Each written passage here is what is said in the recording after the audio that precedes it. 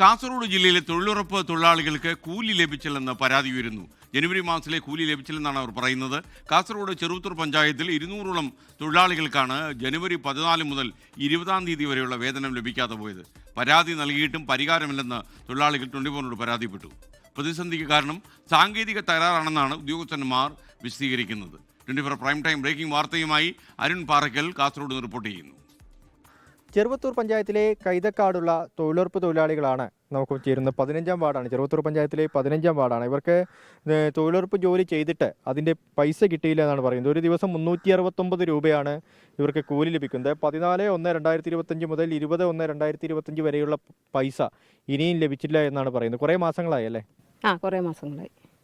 ഇപ്പം എന്താ പറയുന്നത്? ഇപ്പം പറയുന്നത് പൈസ വരും തന്നെ അവർ പറയുന്നത്. നമ്മൾ ചോദിക്കുമ്പോൾ പറയുന്നത് നിങ്ങളെ പൈസ എവിടെയും പോകില്ല, വരും തന്നെ പറയുന്നത്. എവിടുന്ന് ഇത് കിട്ടേണ്ടതെന്ന് ചോദിക്കുമ്പോൾ അവർ പറയുന്നത് നേരിട്ട് കേന്ദ്ര ഗവൺമെൻറ് കൊണ്ടുവരുന്നതാണ്, അങ്ങനെ വരേണ്ടതാണ്. അപ്പോൾ അതിന് ശേഷമുള്ള പൈസയൊക്കെ വരികയും ചെയ്തു? അതിന് ശേഷമുള്ളതെല്ലാം വന്നു. ഈ കഴിഞ്ഞ മാസം പണിയെടുത്തത് വന്നു. അമ്മ എത്ര വയസ്സായി ഇപ്പോൾ? അമ്മ ഇപ്പോഴും തൊഴിലുറപ്പ് പണിക്ക് പോകുന്നുണ്ടോ? അതെ, തൊഴിലുറപ്പിന് പോകുന്നുണ്ട്. ഇപ്പോഴും പോകുന്നുണ്ട്. തൊഴിലുറപ്പെടുത്തിട്ട് തന്നെ ജീവിക്കുന്നു. പിന്നെ ഒരു പണി എനിക്ക് എടുക്കാൻ കഴിയില്ല. അങ്ങനെ എനിക്ക് ഗുളിക പണിക്ക് തന്നെ 1000 ഉറുപ്പ്യ ഒരു മാസത്തേക്ക് വേണം. ഈ പണിയെടുത്തിട്ടല്ലേ ജീവിക്കുന്നത്, ഗുളിക തിന്നുന്നു. പിന്നെ ആര് തരണ്ട്?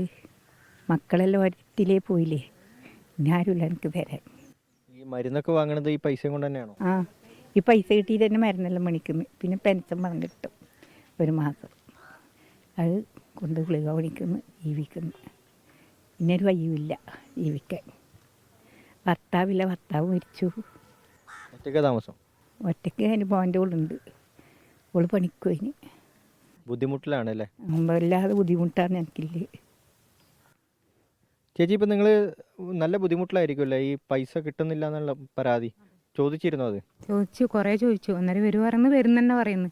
പക്ഷെ കഴിഞ്ഞ പ്രാവശ്യം എടുത്ത ഇപ്രാവശ്യം എടുത്ത പൈസ വരെ വന്നു. ഇതിൻ്റെ ഇടയിലുള്ള പൈസ മാത്രമേ വരാത്തത്? ഇടയിലുള്ളത്. അതുകൂടാതെ നമ്മൾ 6 പണിയെടുത്ത പൈസയിൽ നിന്ന് തന്നെ ഒരുപാട് പേര് കുറയ്ക്കുകയും ചെയ്തു. 369 രൂപയില്ലെന്ന് 200 ചില റുപ്യ നമുക്ക് വന്നിട്ടും ചെയ്തു. അതായത് നിങ്ങൾക്ക് ഒരു ദിവസത്തെ കൂലി 369 ആണെങ്കിൽ അത് 200 തരുന്നുള്ളൂ. 200 എത്രയോ 100 ചില റുപ്യ കുറച്ചിട്ടാണ് നമുക്ക് വന്നത്, പണി അളവ് ഇല്ല എന്ന് പറഞ്ഞിട്ട്. അത് നിങ്ങൾ ചോദ്യം ചെയ്തിരുന്നു? നമ്മൾ ചോദ്യം ചെയ്തു. അന്നേരം പറഞ്ഞു നിങ്ങളെ അളവ് കുറവാണെന്ന്. പിന്നെ ഇപ്പം എന്ന് വെച്ചാൽ ഈ എടുത്ത പണി അത്രയും അതേ അളവിൽ ഇത്രയും ആഴത്തിലാക്കിയിട്ടാണ് നമ്മൾ ആക്കുന്നത്. എന്നിട്ട് ആ പൈസ നമുക്കിപ്പം വരാനുള്ളത്.